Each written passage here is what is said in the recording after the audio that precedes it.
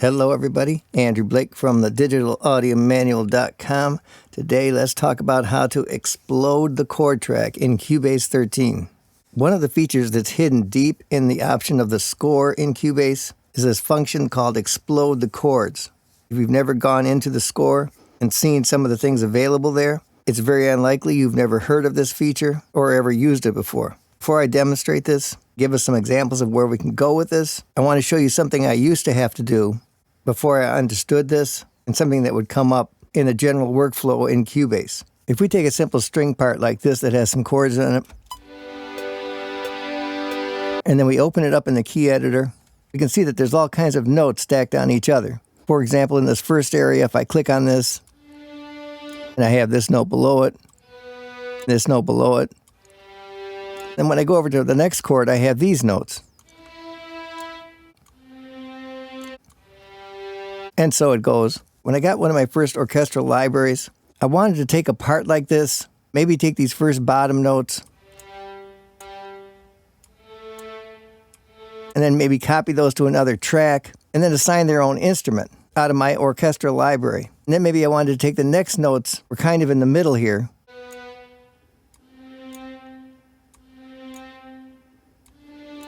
copy those and move them onto their own track, and assign their own instrument to it. And by doing that, I can take the cello and put it on these notes, take the viola and put it on these notes, the violin on the top notes. This is something that professional orchestral arrangers have done for a long time, and going back even to classical composers, you'd have people that would create music on a simple instrument like this, then expand it to the whole orchestra, breaking up each little part.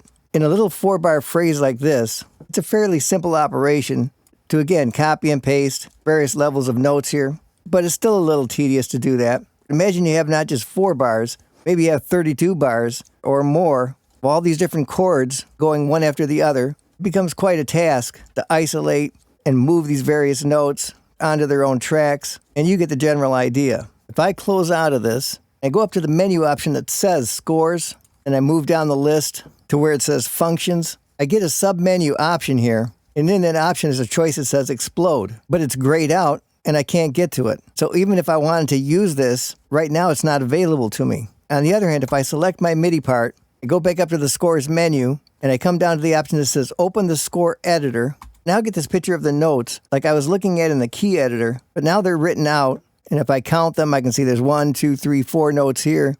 If I go over here, I can see there's 1, 2, 3, 4 notes. If I play it, it goes like this.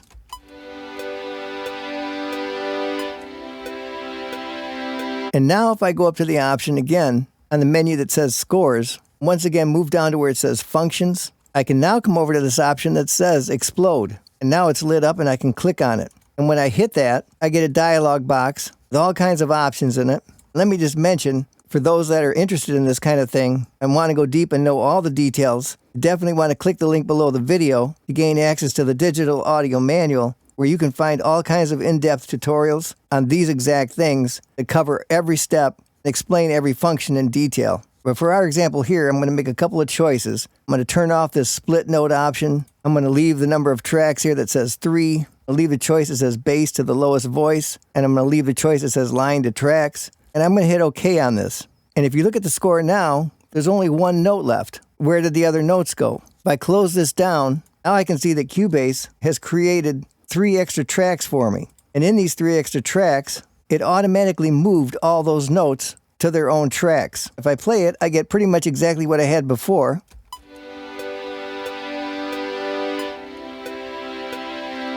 The difference is, it has now been isolated and moved onto its own track. For example, if I solo this first track and play it, I now have something like this.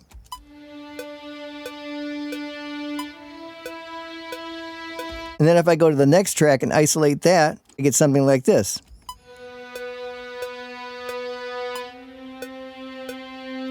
Now this in itself is an interesting option, but where you really get to tap into the power of something like this is when you take notes like this and move them on to something completely different. For my example, let me show you what happens when we take advantage of the new Halion Iconica Sketch, which is now included automatically when you get Cubase 13. And if I click on that option, I can see I have all these different orchestral instruments. In the category that says strings, a viola, a cello, a bass, and I can just double click on any of these and load them up.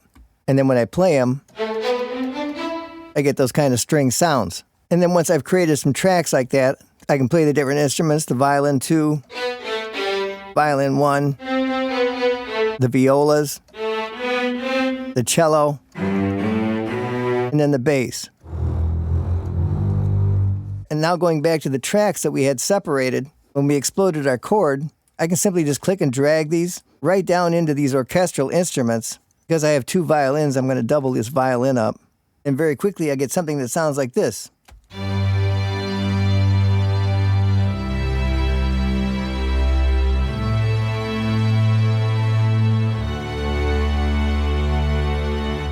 And we don't have to restrict the orchestra to just strings. Here I've laid out all the brass sounds from the Hallian collection. If I select the tracks from the strings, hold Alt and drag those down, then we can take our separated tracks and create a brass section.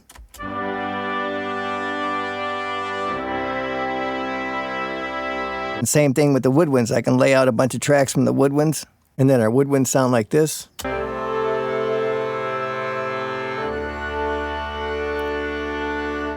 The one thing you want to keep in mind is creating a chord track is now as simple as pointing and clicking. If I open up my lower zone in my chord pads, I can simply click on a pad to get the sound. I can go up here and hit this step input, and when I click on a pad,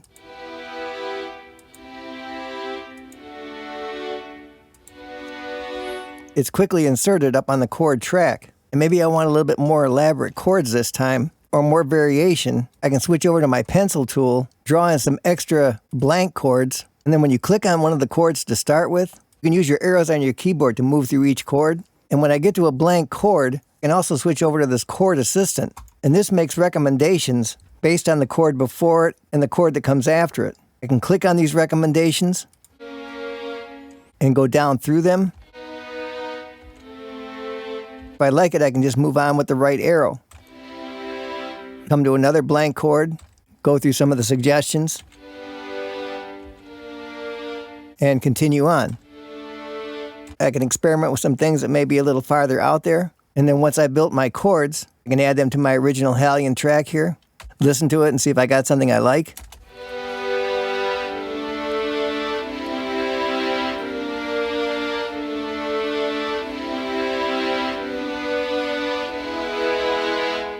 And then go ahead and do the steps of exploding the track. Once I select it, go up to my scores and open up the score editor, quickly check the chords I have, and then go back up to scores, come down to functions, and say explode. As before, I'm going to make the same choices I did and hit OK, close the score out, and now I can see I have separate tracks. Once again, I'm going to add these to the Hallian orchestra. But the thing I want to demonstrate before we wrap this up, everything doesn't have to be restricted to typical orchestrations. There's nothing telling us we can't add some kind of interesting drum loop here, whether a hip-hop beat or a rock beat, and create some kind of new hybrid combining all these different sound elements. Let's find a drum loop real quick. Go down to Cubase's library of drum loops, pick through a few of these.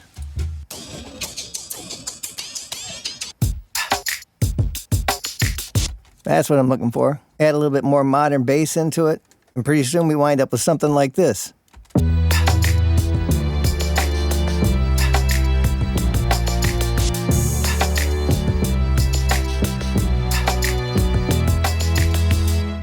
So now you know the secrets. Take your chord track, draw on a few chords, take them and explode them to different tracks, move those tracks into either your Hallian orchestra or any number of things that you may think are interesting. Add some percussion like we did here, and very quickly you can find yourself in a whole new world of some very interesting sounds. All right, it's going to wrap it up for today. As always, if you haven't already, click the link in the description of this video to learn how you can get access to the all-new Digital Audio Manual Preferred. It's the clear, step-by-step solution showing you not only the tips, but all the secret and typically never talked about features that'll take you to a higher level of using your software. If you've been searching for an all-in-one solution to take you from start to finish and learning Cubase and Wavelab and other music software, this is exactly what you've been looking for. So click on the link in the description and come and be part of the clear path to a better learning experience. So today we learned how to explode the chords in Cubase. We saw where that feature is hidden at, we did some examples, then we saw how we can move those exploded separate tracks onto new instruments. We did some with strings and the brass and the woodwinds from the Hallian collection. Then we also saw how we can build some hybrid tracks, incorporating orchestral sounds with some modern drum sounds and bass sounds, and fill all these tracks by simply creating something on the chord track first. And that's as easy as pointing and clicking. And we'll continue to explore all these different features and functions in Cubase. As always, it's great to have you guys here, and I'll see you on the next video.